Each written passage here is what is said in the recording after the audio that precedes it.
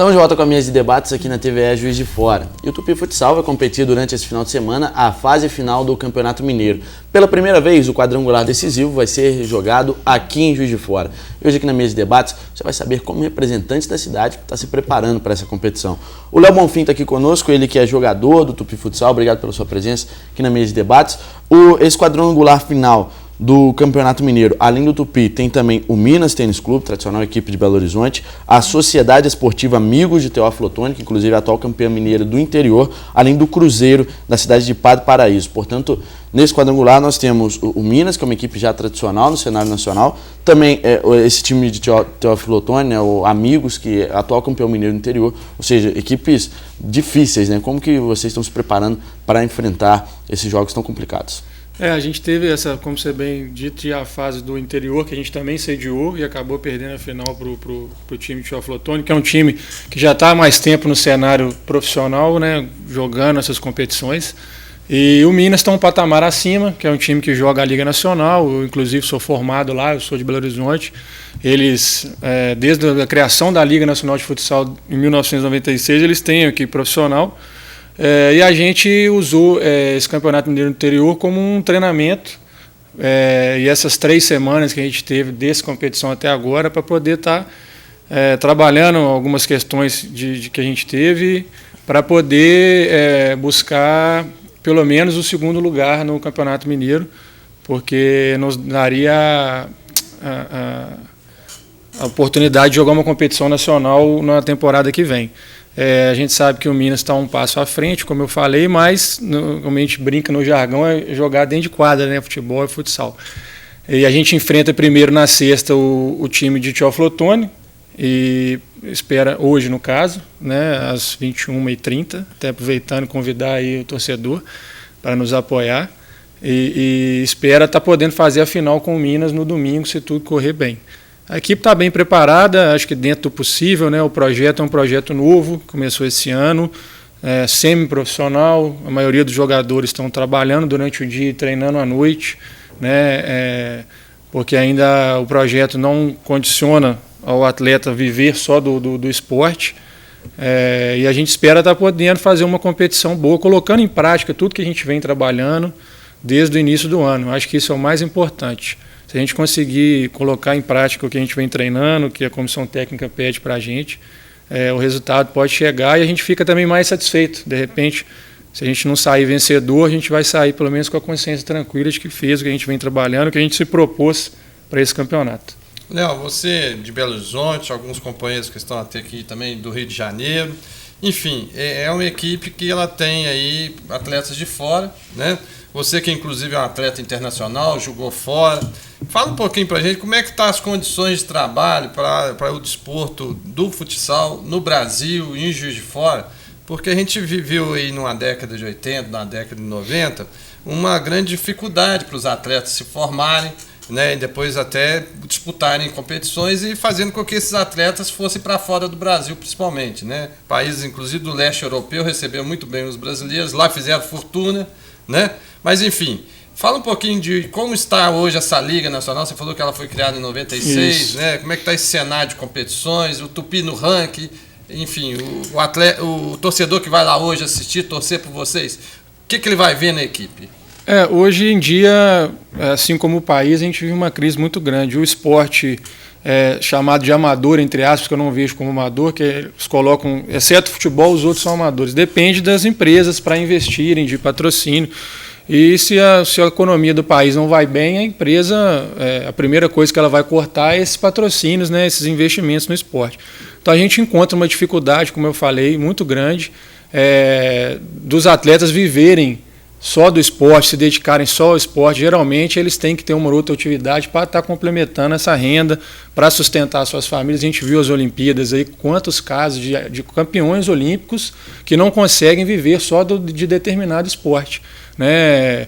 A gente estava até conversando em off aqui, o problema das federações, onde muitos presidentes se perpetuam no poder e não visam estimular, e não visam dar o subsídio aos clubes, né, para poderem desenvolver esse trabalho. Então, assim, a gente tem grandes equipes, assim como no futebol, que tem um poder de investimento muito grande e conseguem dar essa estrutura para o atleta, o time do Falcão, de Sorocaba, o Corinthians, tem alguns times do Rio Grande do Sul, também do sul do país, que é onde o futsal é um esporte muito bem quisto, e eles investem bem.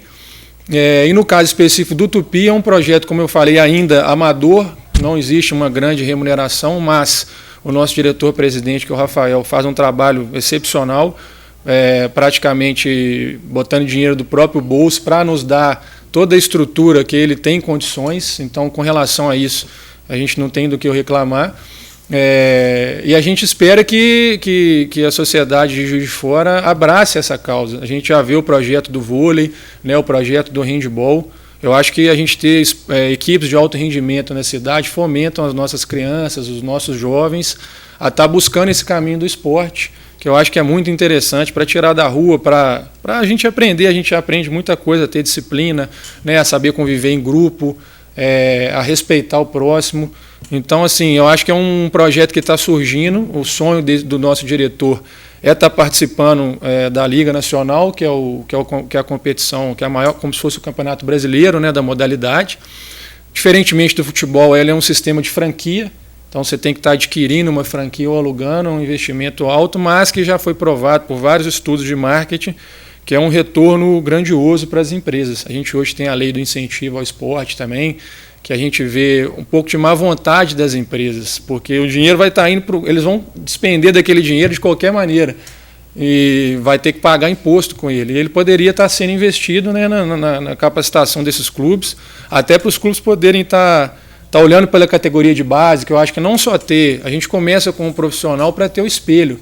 E aí aquele atleta começar a ter, eu vi o fulano, eu vi o ciclano, o Tupi Futsal fazendo um excelente trabalho, vou levar meu filho lá para fazer uma escolinha, para começar, até para fazer essa integração com o futebol de campo e fomentar a categoria de base também do clube, não depender só de contratações, atletas que tenham identificação também com o clube, né?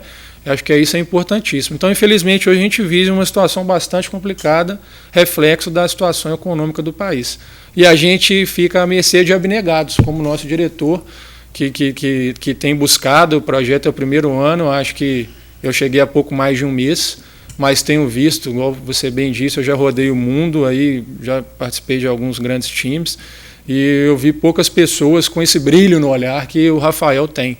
E um dos intuitos, além, claro, de estar contribuindo dentro de quadra da minha vinda para cá, foi estar ajudando ele também nessa parte extra-quadra, para poder estar organizando o clube em todas as esferas, não só na categoria adulto, para ele poder ter um projeto sólido e fazendo até uma comparação. A gente viu o Chapecoense ontem chegando na final, eu estava vendo uma reportagem Sul-Americana. Sul-Americana. A gente está vendo, de repente, a Chapecoense não chegou na final por acaso. Ela fez todo um trabalho, começou na Série D, tem um trabalho social, tem as categorias de base, o clube com pés no chão, que cumpre o que faz, que promete. A gente tem muita essa dificuldade também. Então, acho que esse trabalho, quando o trabalho é bem feito, bem planejado, tende a dar frutos. E a gente depende da iniciativa privada, né, desse investimento. Léo, você falou que está há pouco tempo aqui em Juiz de Fora, pouco tempo no Tupi, a questão da torcida, né? A gente sabe que uma das grandes dificuldades do Tupi no futebol é justamente atrair essa torcida de Juiz de Fora. Como você tem reparado na questão do futsal, do retorno tem sido bacana? 1.458 torcedores no futebol. Eu acho que o futsal deve ter mais torcedores. Eu até não tenho do que reclamar, não. Eu tive essa experiência no quadrangular do Campeonato Mineiro do Interior. E foi uma resposta muito boa da torcida, se eu não me engano, acho que mil pessoas no ginásio do... Tô falando, tem mais torcedor pro futsal do que pro do futebol. Tupinambás. Infelizmente a gente teve a derrota e teoricamente ficou sem chance de título.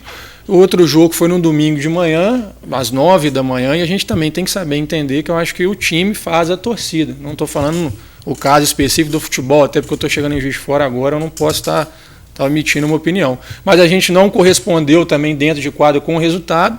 E um domingo de manhã, às 9h30, o horário também não era tão atrativo, mas eu acho que o pessoal está começando a o projeto é novo, como eu disse, então ter essa ligação. Então na sexta-feira o ginásio estava cheio, a gente começou com o jogo perdendo, acho que a gente chegou a estar até 6-2 e no final a gente quase buscou empate, ficou um ambiente muito legal. E a expectativa para a noite de hoje também é que o público compareça. Eu tenho essa expectativa, eu acho que sim. Com certeza. A competição é uma competição legal de alto nível e que vão ser jogos hoje à noite, amanhã à noite, domingo de manhã. Quem for lá vai ver grandes espetáculos. Bom, nós vamos continuar nossa conversa com o Léo, mas antes vamos para um rápido intervalo. Voltamos já.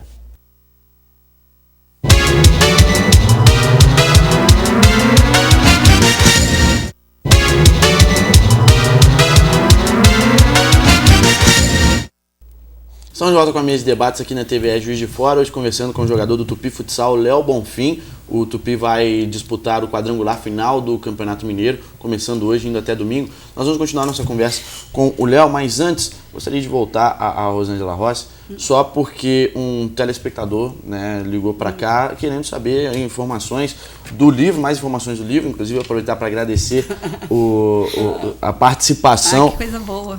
Onde ele vai ser vendido também, o valor que ele pode ser adquirido. Ele vai ser vendido na Livraria Vozes, né? Ou pelo telefone 8879-7279 e vai estar lá também no dia do lançamento. Ele vai estar custando R$30. O telefone é o preço. 8879-7279. Tá certo, então. Tá certo? Que bom. Esclarecido, portanto.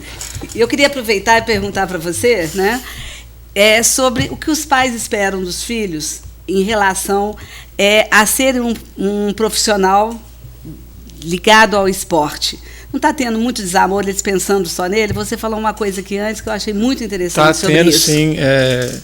Os pais acho que colocam sonhos frustrados ou expectativas nos filhos. A gente vê crianças de 7, 8, 9 anos jogando e os pais vivendo em função disso, do filho se tornar um jogador profissional, às vezes vendo até um investimento naquilo, quando na verdade nessa fase o esporte tem que ser uma coisa lúdica. Tem crianças até que não gostam de jogar o futebol, o futsal, e os pais, entre aspas, obrigam a estar jogando. E acho que essa tem que ser uma escolha livre. Eu, por exemplo, quando tiver os meus filhos, é claro que ele vai ter mais contato com o futebol porque eu sou profissional do futebol. Mas ele pode, às vezes, não gostar e nem por isso eu vou obrigá-lo a fazer, enfim.